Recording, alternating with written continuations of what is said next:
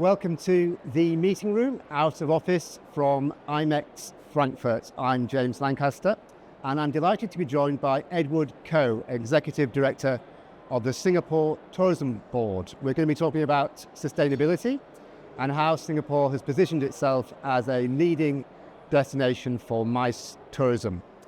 Edward, welcome to the meeting room. Thank you, Jax. Singapore's MICE Sustainability Certification Framework was recently endorsed by the Global Sustainable Tourism Council. What does this recognition do for Singapore in terms of its positioning worldwide? Well, I will first start by saying that we've come a long way. Right after COVID, when we opened up our borders, the first thing we did, a public-private sector collaboration, was to review the MICE Sustainability Certification, which you had 10 years ago, 2014.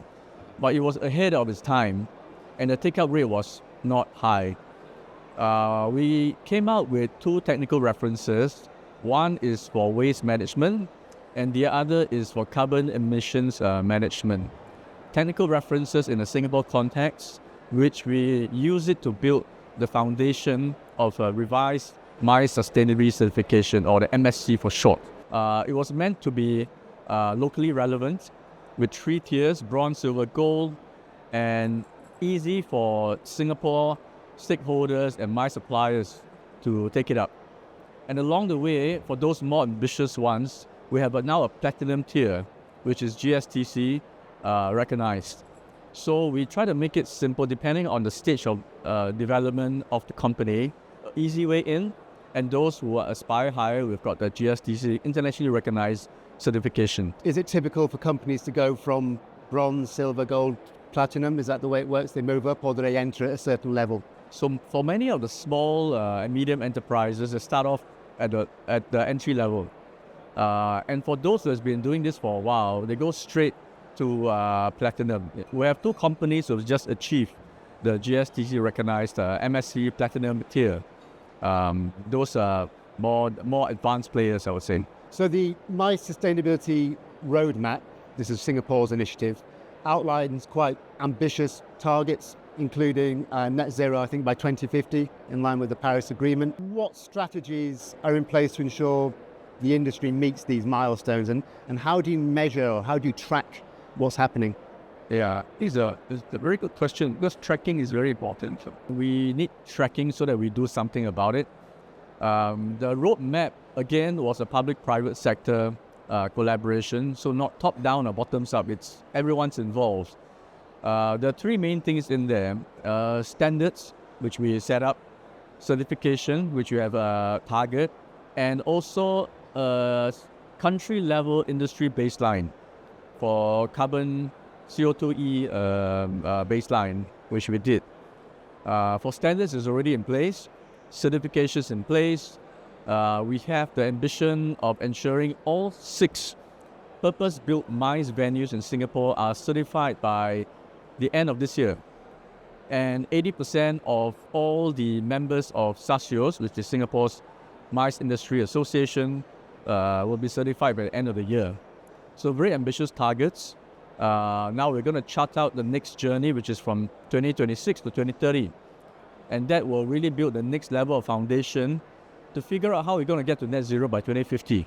Because to be honest, we are not very sure how we're going to get there. Yeah. Let's talk a bit about legacy and impact. These have become increasingly important concepts in the industry over the last 10, 15 years. You've introduced a MICE event legacy toolkit. How is the Bureau encouraging event organisers to create lasting impact from their events? And I wonder, would you have an example of how that's worked in practice? Actually, we have a few. And to start with, we took a lead from, we are part of the Best Cities Global Alliance, and legacy is always important for the Alliance. But we're also cognizant of the fact that legacy is something that we see from the perspective of someone leaving behind a legacy, as compared to impact, which is what you achieve impact for the community. So we are cognizant of the different in terms of lens perspectives. For Singapore, we have the legacy toolkit, and depending on whether our clients, our associations are ready for it, we have different approaches. One clear example that we have is the Rotary International, where they had their event in Singapore last year. 15,000 or more Rotarians were in town. And what they did, apart from just attending a meeting, they did a lot of good work. For example, they spent 680,000 Singapore dollars to invest in mangrove conservatory.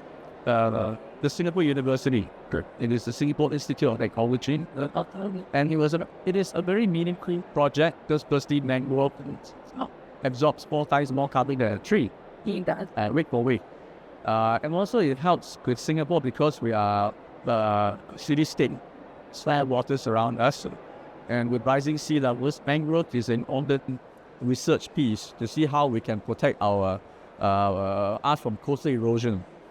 So I tick all the boxes, and it's important for us to measure this years down the road, because legacy is about some level of longitudinal study that we need to know, like X years later, what is happening. Back to sustainability, just considering the challenges, you alluded to it earlier about standardizing measurement across the industry.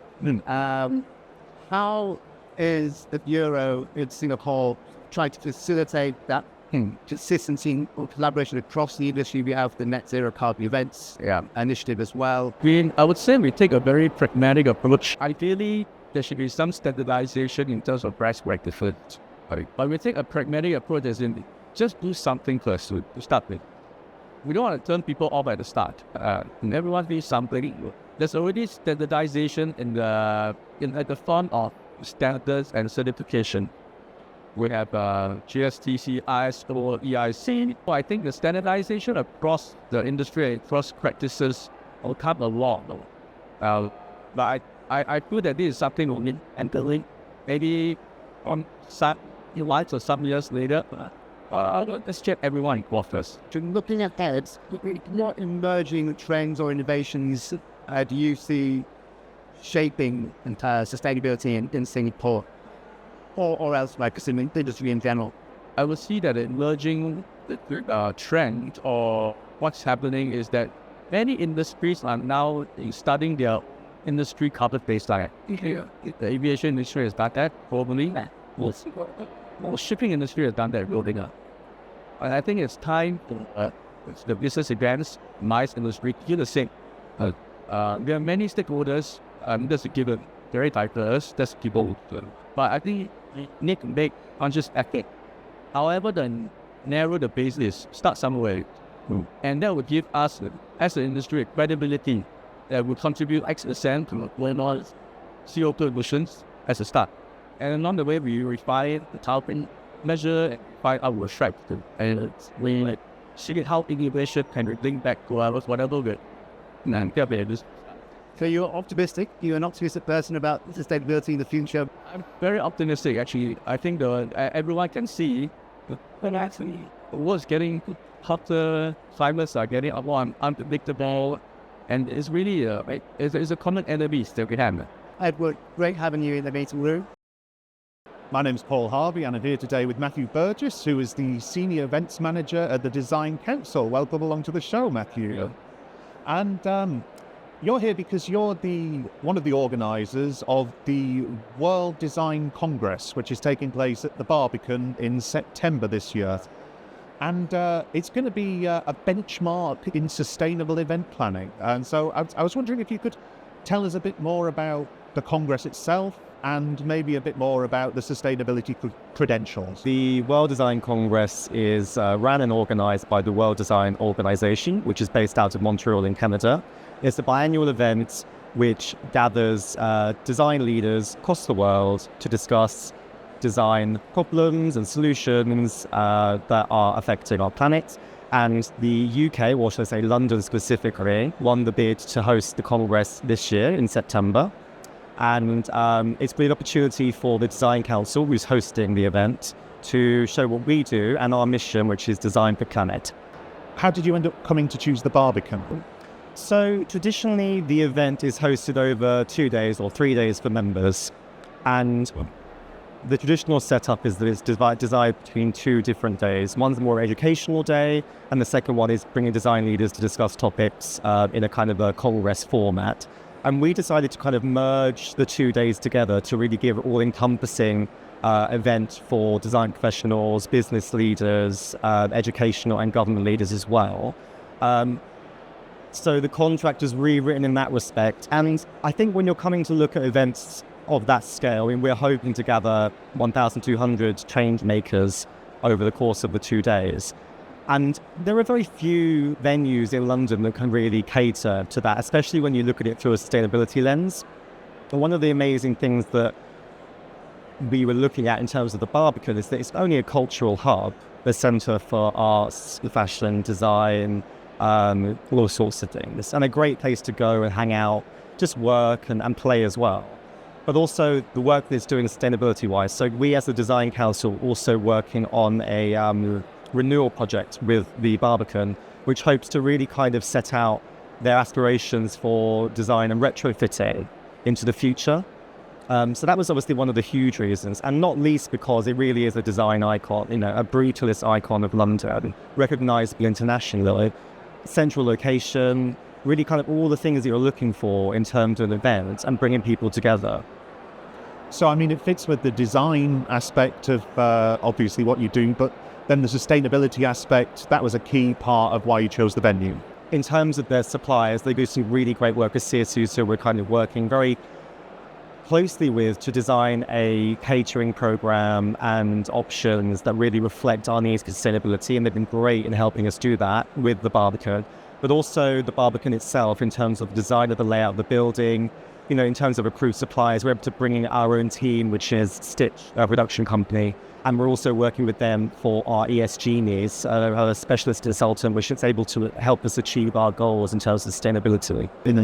And in terms of your goals, in terms of the sustainability, I'm just wondering if there was any kind of like targets that you have, any kind of legacy that you're hoping to leave with the event? We're really hoping to produce a case study post-event that really helps other event professionals and organisers of conferences of this type, nationally and internationally, to think about an event through a sustainable lens, like I said.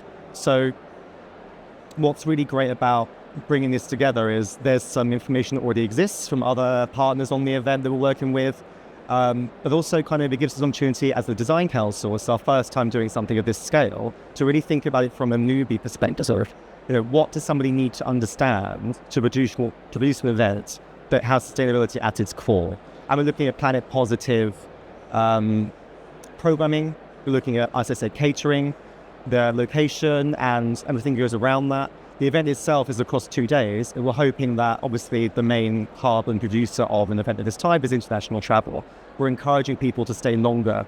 We're putting on the design safari, for example, which allows people that attend the event, post-event, to continue their journey and discover things that are tied to not least the London Design Festival, which is happening just days after our event, the Congress.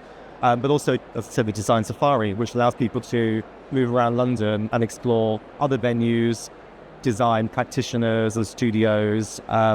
So really a kind of holistic view of what the event is, pre and post the actual event that we are hosting. Fantastic. All right, Matthew. Well, thanks very much for joining me on the meeting room out of office here in IMEX Frankfurt. I'm here with Stephanie Tanpure, who is the Vice President of Sales at Sands Resorts Macau. Welcome to the show, Stephanie. Thank you. It's great to be here again. Well, tell me about what's happening in Macau at the moment. It's always very exciting there. A lot of developing going on. Lots of things have been happening over the last couple of years. I think the post-COVID period's been very exciting for us. We're days away from opening up our newest property, the Londoner Grand, which will really redefine British luxury in Macau, as unique as that is. But no, we're very fortunate to be having a lot of investment into Macau, both at a country level, but also at a company level as well. We're starting to see a lot of our international business, particularly those incentive groups from the UK. Germany's a big market for us as well, starting to come back into Macau via Hong Kong as a gateway this year and next year, which is great. The Londoner opening, did you anticipate that kind of being a draw for the UK and European market? We have already started to do a few fam trips with our UK partners, particularly around the Londoner complex. And we're quite excited to see what the market can actually bring. I think it is a big draw card for our UK partners. it takes on a very British feel, and I really think that as we've redefined the level of luxury in that property, we've really raised the bar. And the largest property that we have within the Londoner complex is the Londoner Grand. And that property itself is really geared towards that British market. Quite a luxurious meetings product, but also quite large as well. So we're looking at just over 2,400 rooms and suites in that property, and an extensive amount of meeting space as well to be able to cater to a wide range of events. Predominantly those groups coming out of the UK market are those C-suite retreats and incentives, but also we are doing a lot of combination Hong Kong, Macau incentive groups from the German market as well. But it's quite an exciting time as we reopen this complex post-COVID, but the Londoner properties with our brand ambassador David Beckham are really starting to get traction. You've got a lot of other things going on as well. You've got the NBA coming. It's a busy year.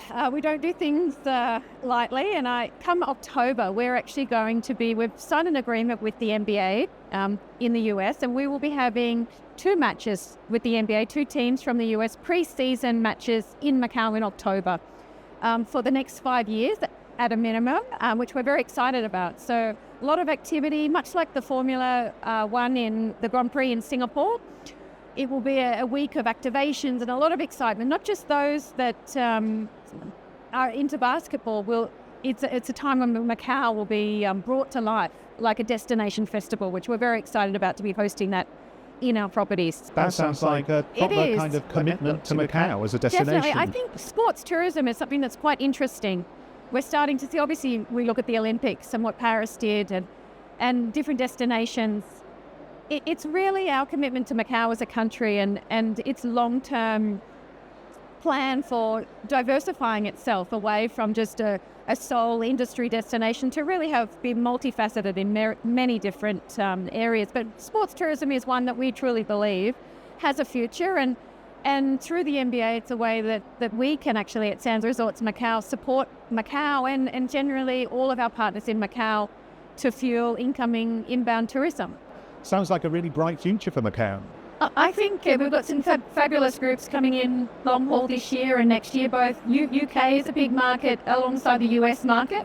But I think as we continue to see our international market grow, we remain committed to continue to invest in Macau as well. I think both Hong Kong, Macau being conveniently located right next to each other and Hong Kong being the main airport gateway for our UK market are continuing to see an influx of international travellers. Groups and meeting planners and incentive planners are continuing to source those unique destinations that aren't your mainstream top-tier destinations that we may have historically always looked at pre-COVID. And I think that's where Macau, as a Portuguese colony, really comes into play as quite a unique destination that potentially a lot of guests or corporate companies or incentive houses may not have used before. And that's where we're really excited. I think we're well and truly into 2025 and we look into 2026 with some real promising groups from the UK market and greater Europe. Absolutely. No, well, it sounds absolutely fantastic. We'll have to get you out to Macau soon. I'd love to come out to Macau. That sounds We'd love to absolutely have you. fascinating. Well, that's a date, and I'll hold you to that.